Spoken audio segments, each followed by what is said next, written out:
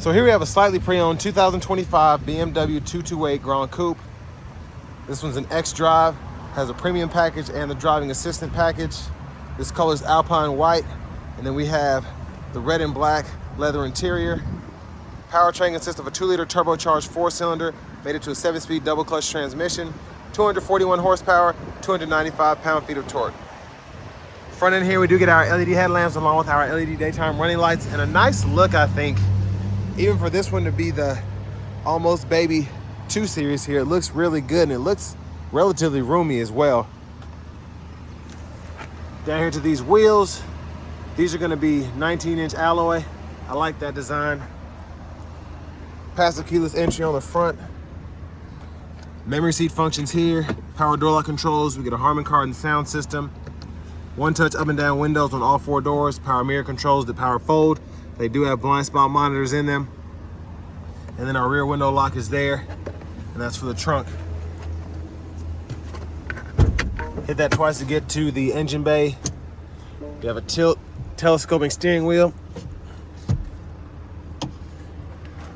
But here's our power driver seat. And then we have manual thigh support as well. But it feels really nice, and I really love this 2-tone interior here. It looks fantastic. But a big thanks to Auto Collections Murfreesboro and Auto Pro Nashville for allowing me to review this car today.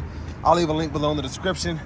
If you're looking to find the best price on one of these closer to home, click on that second link down below. It takes just a minute to fill out your information, and I'll make sure the local dealers are fighting to get you the best price on this or whatever pre-owned vehicle you might be interested in. But can't really fit back here all the way. I mean, the room is good for this to be a 2 Series. Rear AC vents, 2 USB-C ports. And there's a view of the front. And with the sunshade up, there's a view of the roof. We don't have seat back pockets on these sportier seats, but I do like the design there. And then bottle holders are there in the middle. LED reading lights. And then you can turn this over, which is pretty neat. And then you can hang a shirt or a pair of pants there if you need to.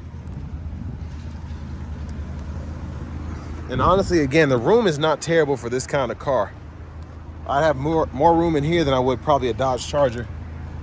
Child locks, take a key and turn those there. Now as we come around to the back end here, we get the LED tail lamps as well.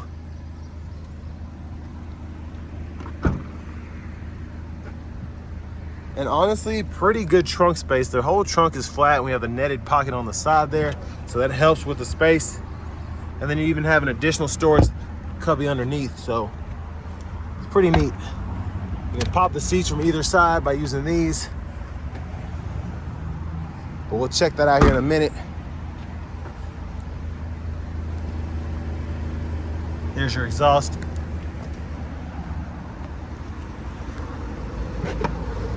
Fuel cap is there. And then when the seats are up far enough in the front, you can just take these, fold them flat. And then your top tethers for the car seats are on top there. Pretty easy to pop it back into place, give it a little click. And then your lower latch anchors are hidden behind these covers there.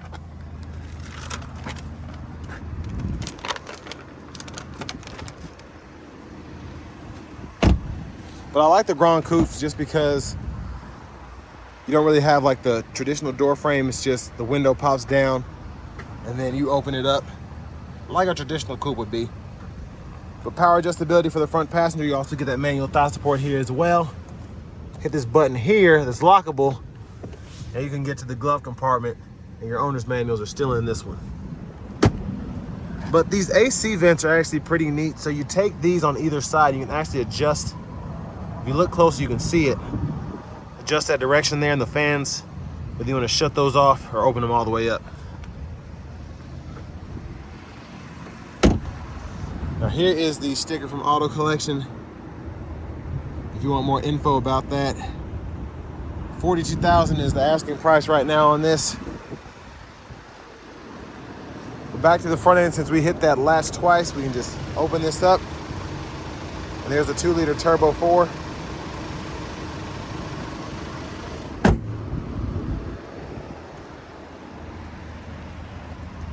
But let's test out these blinkers.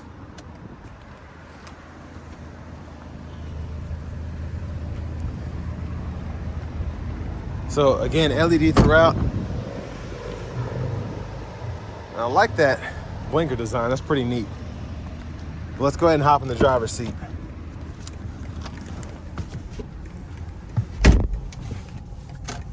So I really like the steering wheel here. There's the horn. Over here to the radio, we're gonna start with the climate control. So you just get that by hitting this fan here. We can adjust fan speed, fan direction, and then you have your AC toggle, and you can set the vents to auto if you want. You can cut the whole system on or off there, and then your temperatures can be set from either side there. And then your 3-stage heated seats can also be set by hitting the seat right in there. Now for your navigation system, you have shortcuts for destination and whatnot, but the screen is over here. Audio, we get AM, FM, and we also have XM radio, Bluetooth, and then you also have Apple CarPlay, Android Auto compatibility.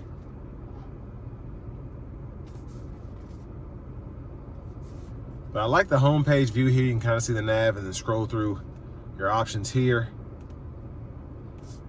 Just a really nice look. And then all of your different apps are in here, and you can do so much. Go to your system settings here, change your language, and then you have the option to change your units, and you can do all of those individually, which is always nice. And the Wi-Fi hotspot, etc. Backup cameras here. The guidelines follow you as you turn the steering wheel. I like that. And then we have the assist view here, so you can change that. And just a lot of different ways that you can look at the camera, and then you can even clean it if you want to as well. But down here, wireless charging pad, additional storage pocket there, 2 bottle holders there, 2 USB-C ports, 12 volt. Hazards are here. You have your seat buttons here for the radio, and then volume can be adjusted there. Click there to mute. Defrosters are there, and then your My Modes, hit this button here to activate that, and you can go between the personal, sport, and the efficient. And then you have the parking camera there.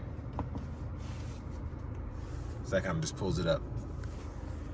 Now to put it in gear, you just grab this here, you can tap down for neutral, push all the way down for drive, push it again for the limiter, and then you can push all the way up for reverse, press P for park. Center console cubby space. Your sunroof controls are right here. You have the lights there as well. With that, retracts the sunshade. Hit it a second time to get the roof back. And then you can push it a little bit more after that original one touch there. But there's a look at the back seat. There's your vanity mirror. And then back to the steering wheel, left side stock blinkers, high beams. You can flash, and then to turn the headlamps on, you just kind of pull one direction, and then it'll show you when it's auto, or you can pull this way, and you can see the lights are on there. And then there's a button to just cut the lights off. This side, we have automatic wipers, one time off, auto, low, high. We can adjust that auto sensitivity here, and when they're on, you will see that green light, and then you can pull up here for the front fluid. Cruise control, toggle between that, set the speed there. And then we have volume. You can change your layout here if you so choose. And then what's shown in terms of the content here. So I like the adjustability of that. Then you can pull up the audio sources there, and then use this to go through the stations if you so choose. Bluetooth button, and then voice recognition there. Push button start. Finally, here is the key fob. But next, let's go ahead and take this 228 Gran Coupe out on the road for a test drive. So starting the test drive in the 228 Gran Coupe here, it's actually pretty peppy. And that's one of the pros of having a car that kind of sits as small as this one does. Having a 2-liter turbo in this thing is actually quite a bit, specifically with this transmission.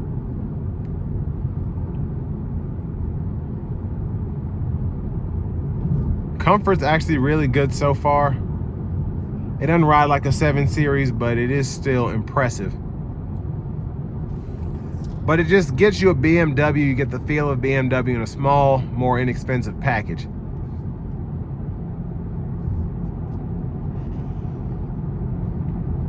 But really quiet in here.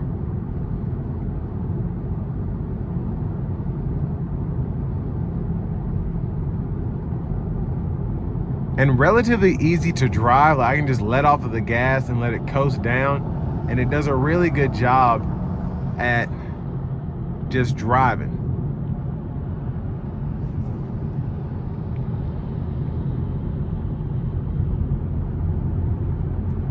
I'm gonna put in a sport mode and see if it changes anything.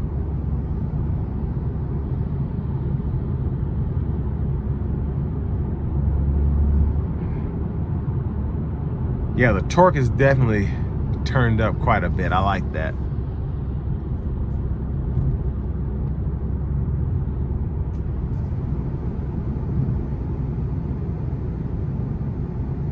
But I mean, there's not really much going on here, and that's not a bad thing. It's just doing what it's supposed to do. Will make for a great daily driver, specifically if it's just you, or if you can get your car seat configuration right, or even just have your kids in here. It's a simple car, but it's a very, very powerful car at that. So you won't be disappointed driving this, but everything is just easy to use. It's easy to get to the AC controls. A lot of this takes some getting used to, but once you get used to it, you probably won't be able to go back, honestly. It's like getting an iPhone. Android users don't know how to use an iPhone and vice versa. But if you've had both, you know it's really just based on preference.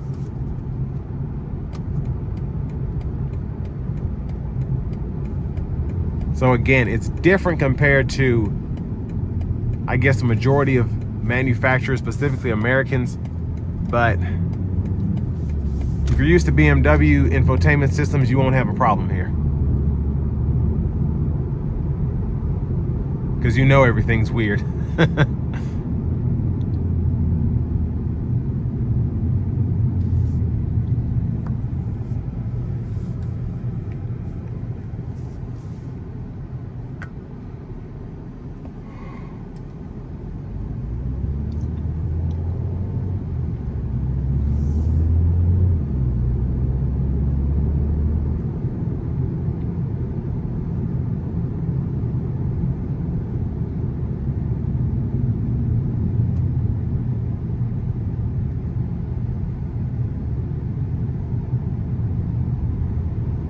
Now in the sport mode here, I don't want to say it's necessarily jerky, it's based on my throttle response, but when you're ready to go, if you put your foot down even a tad, you can feel it.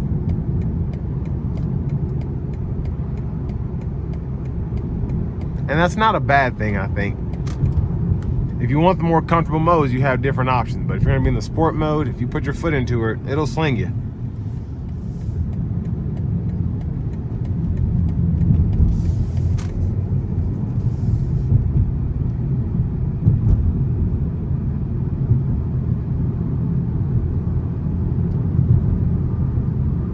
Now in the sport mode, we are going to give it a nice pull here getting on the interstate.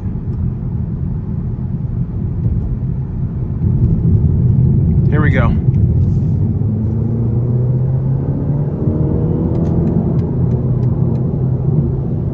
Yeah, the acceleration is phenomenal, especially for a car like this. It's just crazy. But I have the assisted driving on here, and I actually really like the system. It's a lane centering with adaptive cruise, and you wouldn't expect that on a 2 Series like this, but it is fantastic. I want to give one more thanks to Auto Collection of Murfreesboro and Auto Pro Nashville for allowing me to review this car today. I'll leave a link below in the description. But if you're looking to find the best price on one of these pre-owned closer to home, click on that second link down below. It takes just a minute to fill out your information, and I'll make sure the local dealers are fighting to get you the best price on this or whatever used vehicle you might be interested in. But yeah, it's really impressive what all you get in this small package. You get a BMW, you get something that drives like a BMW, feels like a BMW, but you're not necessarily paying for an expensive BMW, if that makes sense.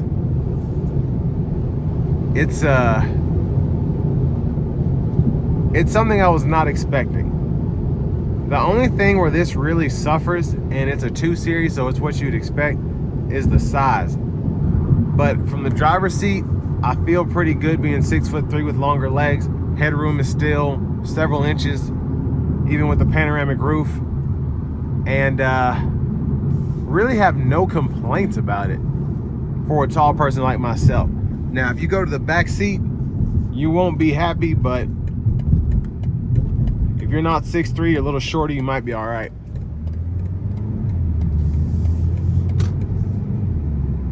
But just an easy car to drive, and for the money, it's easier on the wallet as well.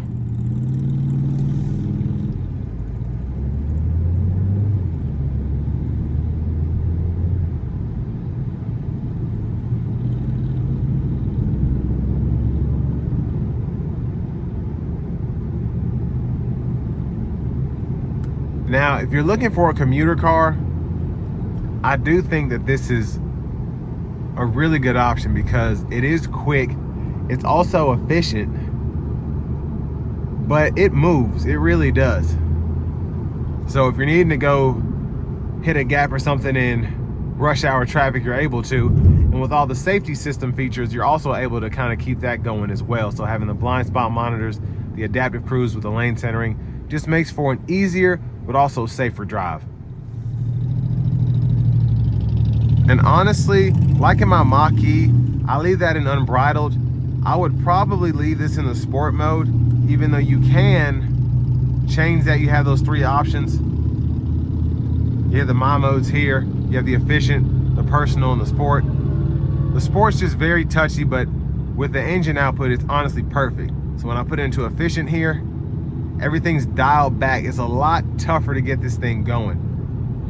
I can actually feel it limit, as opposed to getting an eco mode or something like that. And I think I drove was a GLS 450 before this. I put that into the eco mode and it still moved, but this is just so much more work to get it going, but it puts fuel economy before all else. And I like having those 2 options. So if I want to be efficient, I want to be efficient. And if I want to be sporty, I want to be sporty. I don't want like kind of sporty and kind of efficient. So I like having the efficient and then the sport mode instead of having a normal mode that I kind of have to go through as well. You can set up that personal one and you're good to go.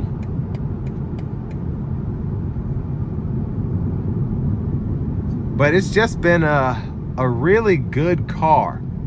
And I was not expecting that from this. I thought it was going to be like a niche vehicle, but for an everyday driver, this is something that really checks all the boxes if you're looking for a car. But just a really good option here in my opinion. And with all that being said, this will bring me to the end of my review of this 2025 BMW 228.